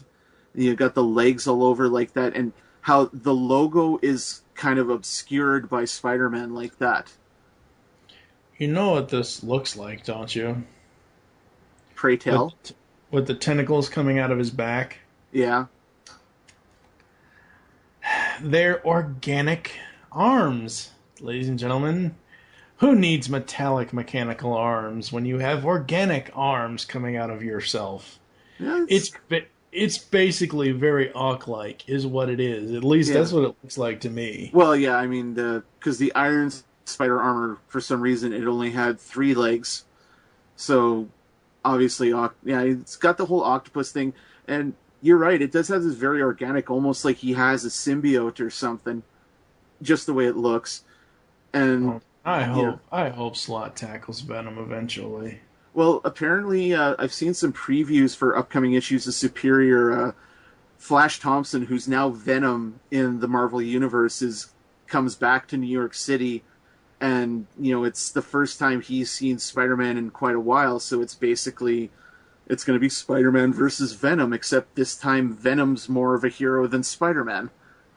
So that'll be interesting to talk about when we get to it. So. Yeah, it'll be very interesting. So, yeah. All right. For the recap, Kingpin had set his operation up in Shadowland, a giant fortress in the middle of Hell's Kitchen. Shadowland was thought to be impenetrable. However, the Octopus Spider-Man decided it was time to finish Shadowland off once and for all. Now Shadowland is no more, and the Kingpin is apparently dead, but a new power is rising in the city, and it's led by none other than the Green Goblin. And this issue, number 16, or damn it, 15, we keep getting our numbers crossed up today, ladies and gentlemen, sorry. Issue 15 of Superior Spider-Man is Run, Goblin, Run, part 1 of 2, The Tinker's Apprentice. Yeah, and the one thing I gotta say, like in that first recap box where it talks about the Hobgoblins, how the original Hobgoblin, who was believed to be dead, but really just operating in South America under a different alias, is basically, there was this awesome issue a few back where he comes back to New York, or it might have been in Spider-Man Team Up actually, where he comes back to New York, beats the crap out of the current Hobgoblin, Phil Urich, and basically, look, you're going to pay me every month to be the Hobgoblin, or I will end you. So that's why the Hobgoblin, and if you haven't read Amazing Spider-Man prior to this, when Phil Urich became the Hobgoblin, who years ago he found one of Norman Osborn's secret labs, falls into a tank of goblin juice, becomes the heroic Green Goblin in the 90s, and then just became like almost a non-entity for many years. Basically the goblin juice finally makes Phil go crazy, and he becomes a supervillain. And then he becomes like an anti-Peter Parker, where he's working at the Daily Bugle with Nora Winters. He always manages to find video of the Hobgoblin doing something evil. And that's how he basically makes money off of being the Hobgoblin. He gets paid by the Kingpin to be his bodyguard. And then he has to give all his money to this guy who was the original Hobgoblin. So I wouldn't say he's a conflicted character, but a situation like that makes Phil even more unstable than he was before. So, yeah. I mentioned earlier, I've mentioned several times in this episode, references to the AMC show Breaking Bad. Yeah. Phil is pretty much Walter White. A very, very young Walter White. In the sense of, Phil has to, as you just said, has to pay this other guy to be the Hobgoblin. Well, Walter works for another guy cooking meth. So it's kind of a little bit similar. No, there's elements there. I'd say you mix in a little bit of Jesse with the Walter, and you pretty much got Hobgoblin. And I love the fact they brought the terrible Tinkerer is still in business in the Marvel Universe, and he's one of my favorite obscure villains, where this guy is just basically tech support, but he's evil tech support. And he comes in, he's like, God damn it, Hobgoblin, I told you, no costumes through the front door. I know, right? Oh, man, he reminds me so much of, come on, Lex, come join my Legion of Doom. Oh, yeah. Just League Unlimited. Yeah, it's there. And oh, man. I love how Roberto Ramos in that bottom panel there, you look the look in Hobgoblin's face, he's just worn out. He's got this stress look on him. The spider's gone crazy. Blew up Shadowland, giant robots, cacophony, and he took out the Kingpin, and he's just selling that whole line because he knows the Kingpin's not dead, and he basically, needs the Tinkerer to, fix him up and everything. And that's where the Tinkerer, after he leaves, the Tinkerer brings out his assistant, Ty Stone, who readers may remember used to work at Horizon Labs and was the inside man for the Kingpin, who got fired. Mm-hmm. And basically he's kind of been on the run. He's living in the Tinkerer's back room, making some money working on this, and basically he's messed with the wrong nerd. Oh yeah, like it, it doesn't happen very often in DC, but it happens all the time in Marvel Comics, where most nerds who will generally turn evil, it's like an 80-20 sort of mix, depending on who's going to turn. But I love the look on his face where he's been hiding for weeks. He's been plotting his revenge because basically the Hobgoblin screwed him over, and now he's out for revenge. And yeah, it's just, you messed with the wrong nerd. And I'm just sitting there. It's like, oh yeah, this isn't going to end well. No, not at all. I love. Go ahead. I was just gonna say, I love the line in his inner monologue. It's like, holed up in this closet with nothing better to do than coming up with a million ways to ruin you all. Yeah. And see, this next page is exactly why I like seeing Superior Spider-Man out in the daylight, because the blue sky really offsets his dark suit. Yeah, the contrast. Yeah, the contrast is so much better. Whereas basically, when he's on night missions, he's basically invisible, except for the red. Well, yeah, but that kind of works, because he's supposed to be all stealthy. No, I know, but I don't know. I like colors that pop in comics, and oh yeah, certain heroes during the daylight. Yeah, and in this case, hero in quotation marks. Yeah, wink, wink. Yeah, and I love the conversation he has with Carly Cooper there, where he's talking. He's like, well, it would be more irresponsible to let the evil flourish while I had the power to stop it. And she's like, so might makes right.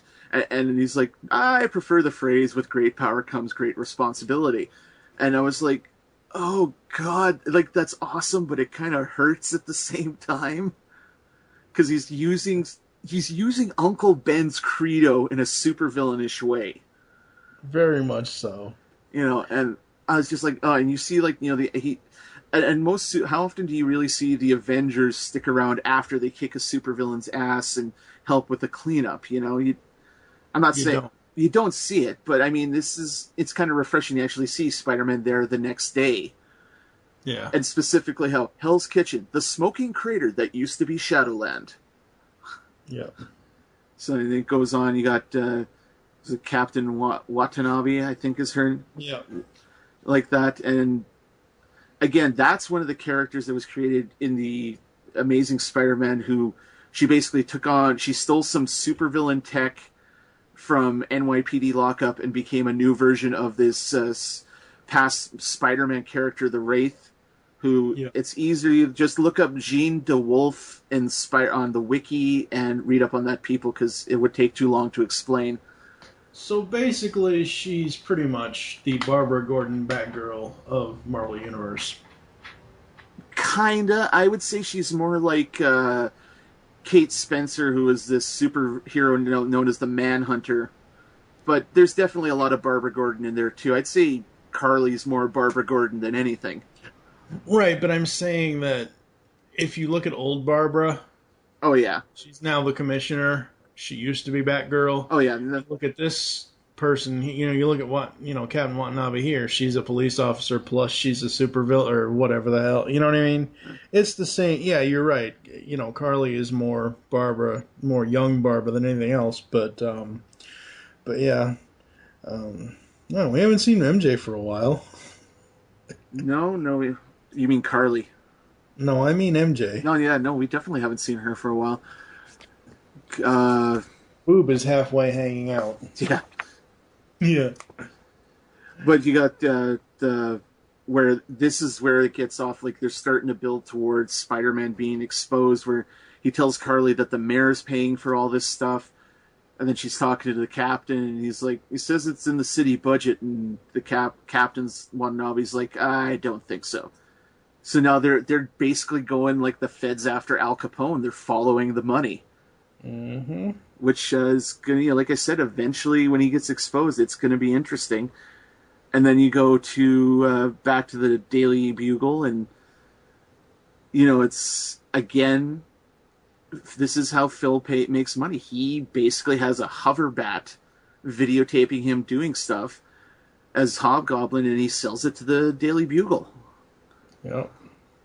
And it's just, I love the fact that they finally brought the Bugle back, because, I mean, when they first did this reboot, Jonah had a heart attack. His wife, Marla, sold the newspaper. It became this muckraking tabloid, and eventually the building got leveled by a supervillain. And eventually, I think it was an amazing, Marla, before she died, convinced Jonah to sell the rights to the name Daily Bugle to Phil Urich and Robbie Robertson, who were running this paper called Frontline. And, they sold the name, and it became the Daily Bugle again. So I love the fact that they've brought the Daily Bugle back into the story like this. And, but you get back to it, Nora's looking over the video, and again, it's like Jonah and Peter back in the day, where Robbie's asking Phil, don't know how you keep doing it, would like to know. And he's basically, Phil's like, you know what would really help?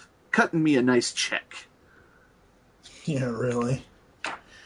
He's basically being Dick Peter, is what he's being. Well, yeah, he's evil Peter. And you see him at home. Again, this is a Peter Parker thing. He's worrying about his bills. Is he going to be able to pay the tinkerer? Is he going to be able the money to, Kingsley, who just happens to Skype, give him a Skype call, and, it's like, you better have my money, kid. You don't want me terminating your contract, do you? I'm a little short. Well, what are you looking at me for? Go rob a bank. Or 5. Yeah. And they have that jam cover of, the Hobgoblin and Spider-Man doing their thing, and where Spider-Man finally, cops to the thing that, why aren't my Spider-Bots seeing him? Why was I not alerted to his presence? And then he sends out, basically his he sends out his minions to, patrol the city, and, it goes on, and yeah, finally, MJ. Yeah, and finally. It's like, okay, we get it, she's sexy. Because I just love the fact she's standing in the ruins of her club who got bombed a while back, and she's talking to Aunt May, who, again, we haven't seen Aunt May in a while either. No. Or Matt, like the Horizon folks, like Max Modal and everybody, and apparently, I was beginning to wonder if they were ever getting back to Horizon, because they had the whole thing where Max spelled it out for Peter that he's got to shape up or he's going to get shipped out, and I guess Horizon's being sued because they mentioned lawsuits here, and he goes back to Peter's graduate class, and the schnoz is wondering where Peter is, and Anna's just sitting there, is like, pretty sure there's a good reason. I mean, everyone's just kind of wondering where the hell Peter is. Yep. And wow, I love that next shot of, Otto sitting there in his command chair and the cables going. It's like, why don't you just have like an evil black cat in your lap? You can sit there stroking it, start quoting Doctor, "No, Mr. Bond, I expect you to die." Because that's such a supervillain shot right there. It is. I know. Much so. Well, it's just, and I love it. Spider Island, Spider-Man's headquarters. It's like, yeah, I mean, it's not like he's ever really had the closest thing Spider-Man's ever had to a secret base before is when this is like back in the 90s during the Clone Saga, and the less said about that particular era, the better. Spider-Man and Mary Jane had a 3-story brownstone where the top level was a photo lab / like science lab for Peter that had a hidden closet where he stored all his spider junk and his skylight that he could crawl out of. For a second there, I thought you were going to say a 3-story brothel. No. Well, I'm sure that'll happen in some sort of fan fiction. But I mean, that was basically, he had, that brownstone was like the spider cave, for lack of a better term, and now he's got, well, what amounts to Avengers Island gone Spider-Man, so I love the fact that he's being a superhero in a supervillain way, and I love that. So. Yeah, it's very, very awesome. And then we go back to the Goblin Underground, where Goblin's doing all kinds of goblin-y things. And one of the minions mentions out loud, or two minions were telling me, I thought the Goblin protocols only work for our guys. And the guy was like, nah, anybody wearing a Goblin mask or the tattoo, is covered. And the other minion turns out to be Norman Osborn, so. But in order to prevent Spider-Man from finding his hack to the system, he shuts it down, which basically means the Hobgoblin is SOL. Yeah, pretty much. And then I don't know how I like these scene jumps. Like, I don't mind a scene jump every couple of pages, but like, okay, you got. Let me look here. You got one, two. You've got like almost one entire scene. You've got the whole crime scene or the whole Spider-Man stuff, and then it goes to MJ, and then it goes back to because she's calling him. So technically, the page where her boob is popping out, and the page where he's sitting in his Dr. Claw chair, that's basically one scene to me. And then you've got the Goblin Underground, and then immediately after that we go to Empire Universe. I don't know if I like this whole. I don't mind like one or two pages, then a scene jump, but one page and then a scene. That's a little too much for me. Yeah, it's not necessarily the writing isn't exactly stellar with this issue, but it probably was necessary, I would say, just to catch up, because I mean these elements haven't come into play for at least the last 4 or 5 issues. Because you had the 3-issue No Escape, you had A Blind Eye, and now here, it's about time we kind of caught up with the, more all these aspects of Otto's world. So but this also raises the question, and I think it's at the end of this issue where he's like, I wonder if I can just get rid of Peter Parker altogether and just be Spider-Man full time. Well, yeah, every hero probably has that aspect. I mean, they certainly played with that in Batman for many years where, Bruce Wayne didn't really see the point of being Bruce Wayne if he's just wants to be Batman, so. Yeah, that's true. Yeah, but the Empire State thing, I love the fact that, Peter, maybe not so much with Horizon, is caught up, but he's caught up with, his schooling, and apparently he's still taking his tests, he's working on his doctorate, and, sucks up to the schnoz, and and he goes off with Anna, and they're going to talk, and then he's like, I love Anna's like, I care about our future, Peter, your future. And he's like, you said our future. And she's like, shut up. Yeah. Just that. And I wish they would would have done not necessarily a lot more, but they haven't had Anna in a while. And I like the idea that Otto, while he is being a super dick, still is trying to build a life for himself. And the fact that, it's, Anna's like a pretty cool character in all respects, and the fact that they're trying to set up this relationship with him and Anna, and they just haven't really looked at that in a while, and they probably may not look at it again. I mean, is she going to run into Spider-Man 2099? He's going to show up soon in the series. We'll see what happens. Yeah, who knows? But yeah, no, I do love that entire exchange with them. I'm still not over the fact that she's one of the little people. Yeah. But it's just a logistic things, people on my end, because it's like, I just can't. If a quote-unquote relationship happens between the two of them, first of all, he's older than dirt, ew, and second of all, he's twice her height. So, but it's not taking me out of the issue. Like you said, it's the writing. It's I very much enjoy their back and forth. So very cool.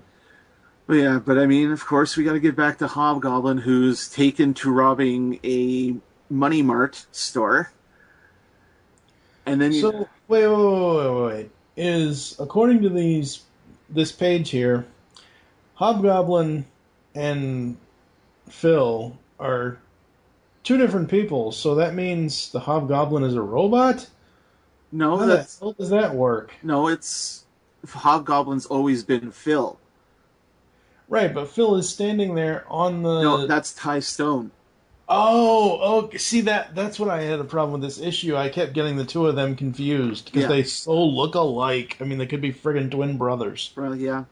But no, yeah, no, I could see that. But yeah, I love the fact that Ty, he's hacked, he's worked on the Goblin's tech all right, because you see Spider-Man swing in, and he's like, "How have you been doing this? How have you been avoiding me?" Kick to the head, and then they go to the next fight where he's like, "What?" He's like basically thrashing Hobgoblin. Hobgoblin pulls out his plasma sword, which promptly fizzles out like a bad firecracker.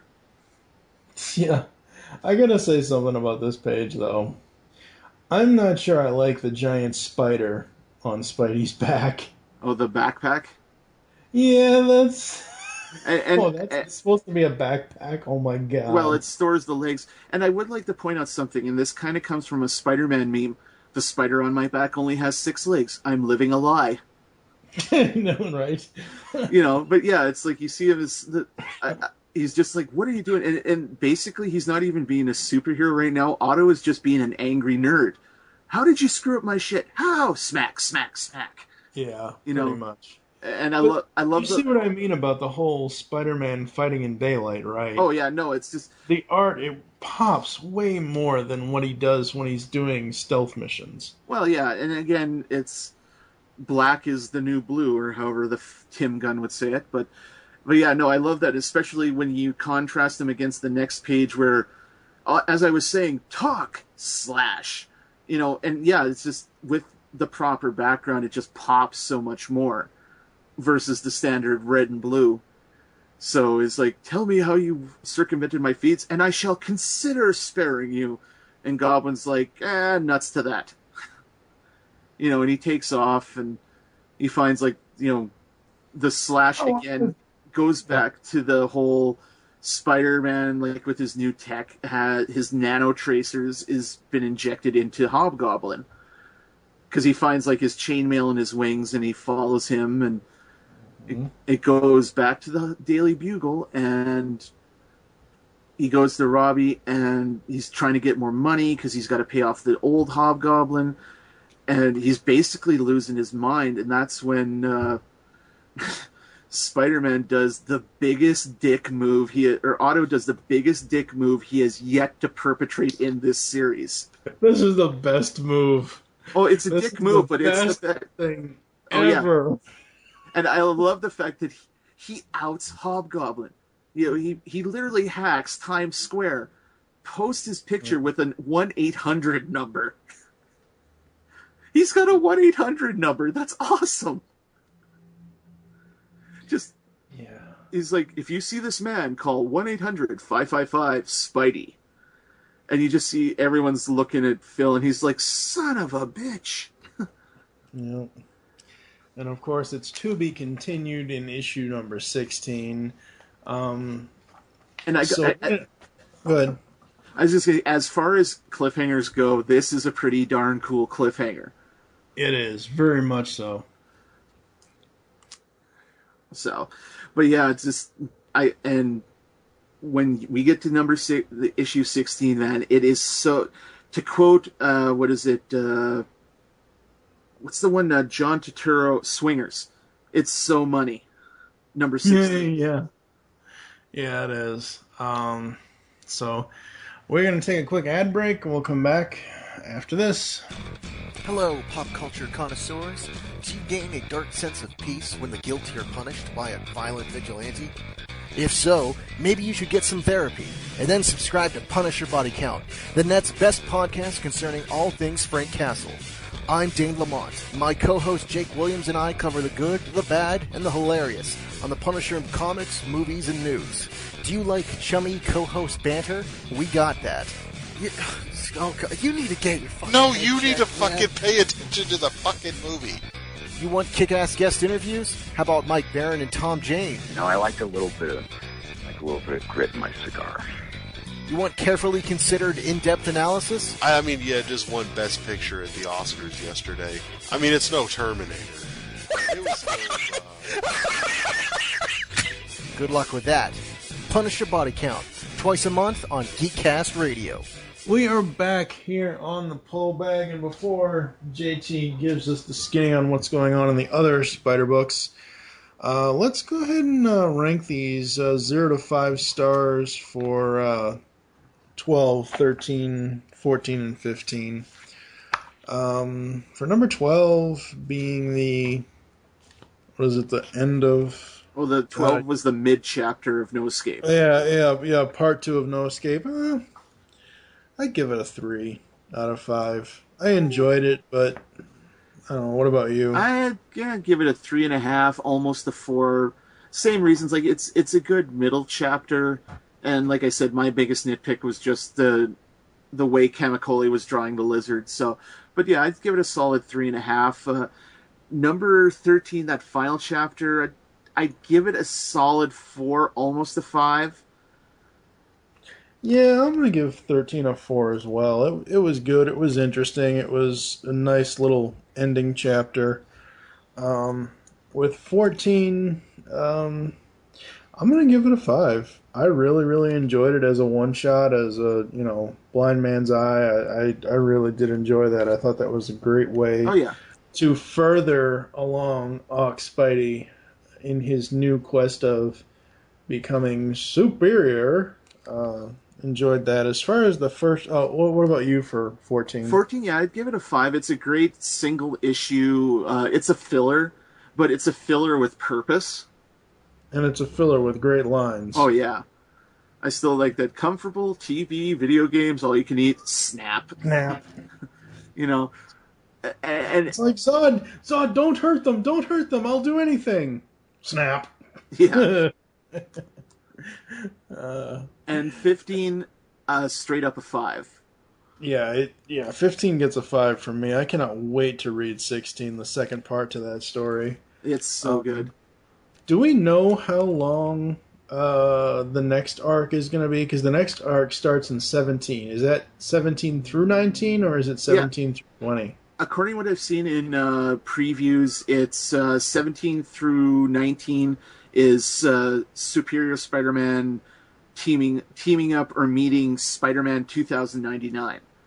Okay. So, that'll be interesting when we get to talk about that, because, I mean, we could even, I would suggest in the future on the pull bag, we need to do, like, favorite alternate realities or something in comic books, just because the Marvel 2099 stuff was pretty cool, even though it came out of the whole, extreme cyberpunk 90s aesthetic, so... But yeah, no, like I said, straight up 5 on 15, and 16, like I said, is so money. When you see what happens in there, you're going to plot.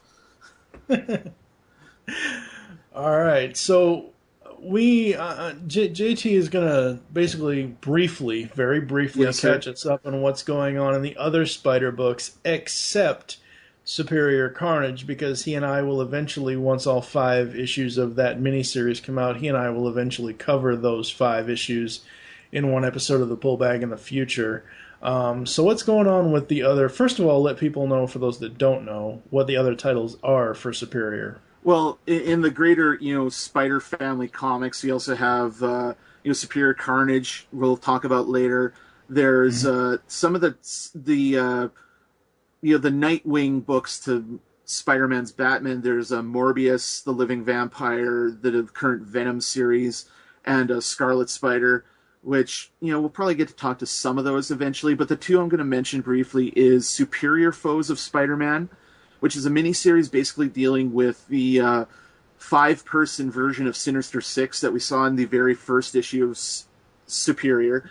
And it's just basically Boomerang gets out of prison after being acquitted, and it has nothing to do with the supervillain. It has to do with him being a former baseball player. He was a pitcher who got booted under, I forget the exact circumstances, but he's acquitted. He's let out. He meets back up with the other members of the Sinister Five, and they basically plot a heist, basically. It's kind of a heist comic. Just basically, I would recommend you picking it up, Mike, because I think you would like the kind of Ocean's 11 vibe that they have in it. They basically have to steal the head of Silvermane, who is this Spider-Man villain who is like an aging mobster who became a cyborg, and apparently his head still got information or something, because they haven't actually gone after the head yet. And there's... Sorry? They haven't gone after the head yet. God, I walked into that one. Sounds so wrong. It does, doesn't it? So basically, Silvermane is Marvel Universe's answer to old Mr. Freeze when he got his head lobbed off and attached to a spider. Pretty much. So they got that, and the other title is they've replaced the Avenging Spider-Man, which was the new version of Marvel Team Up with Spider-Man. They've brought out Superior Spider-Man Team Up. The first issue was it written by Chris Yost, pencils by David Lopez. Is basically Spider-Man going around New York City and punching a whole bunch of other Marvel heroes in the head. And it goes to Captain America and the Avengers, and they're looking over, he thrashed Wolverine a while back. He's almost killed Massacre. He beat up Screwball and Jester. We thought he was a Skrull, but it turns out he's not, but he's on probation because of his activities. They basically think he's gone full-on Black Hat, so they got to take Spider-Man down. And it turns out that Spider-Man is beating up all these heroes because there's this villain named Carrion who's basically a genetic virus that possesses people, and he has the ability to instantly, if he touches you, you turn to dust. And he possesses Hyperion, who's like this Marvel Universe analog to Superman. He saves the day, and then Captain America is still like, you're on probation, right? And he's like, I owe you an apology. I shouldn't have doubted you. About your probation, Spider-Man's like, probation? Oh, you were serious about that. That's cute. And then he goes back to his hidden headquarters underneath Battery Park, and you see he's got, the other 5, he's got all these members of the former Sinister Six. He's basically he's going to turn them into that. The next issue, quickly here, as soon as I can bring this up, is part 1 of a crossover with Scarlet Spider, where the villain, the Jackal, is, kind of pitting them against each other. Suffice, and here's the Jackal very quickly. He was Peter's biology professor in college who was obsessed with Gwen Stacy, went mad after she died, became a supervillain, and got obsessed with cloning Spider-Man. Oh, jeez. And again, just look up the Jackal Spider-Man villains on the wiki. Read that article. Gives you everything you need to know. Alrighty then. Where can the people interact with you if they so decide to do so, sir? Mainly, I just stuck to my Facebook and my Twitter. Twitter's at JT from Saskatoon. I haven't really done a lot there lately, but I'm getting back into it, and I'm always tinkering in the background. I'm trying to resurrect my fallen podcast, Authentic Geek, and that may happen sooner than later, but I just haven't had the time lately. I just work so goddamn much. Yes. All right. You can also find me on Twitter at TF2 and Mike. You can also follow the network at Geekcast Radio Network. Like I said, coming up in the pull bag, next couple episodes, Steve and I are going to go through DC's Villains Month with the Bat villains that we are interested in. So that's going to be interesting, to say the least, as all the villains in the new 52 are basically taking over the issues and rewriting them to be the insert villain name here, number 1. So we will catch you then. Keep reading those comics. Later. You just heard the latest episode of The Pull Bag, GCRN's comic book review podcast. There are several ways to get in touch with us and leave feedback for the show. You can visit the website, geekcastradio.com, where you can comment on the episode and all of our different podcasts. You can rate our show on iTunes. Be sure to leave us feedback. Call the voicemail line, 502-526-5821. Please remember to tell us the show you were leaving the message for, and your name. Become a fan of us on Facebook by searching Geekcast Radio Network. You can send us an email, feedback at geekcastradio.com. Follow us on Twitter at Geekcast Radio. So until next time, unleash the geek in you.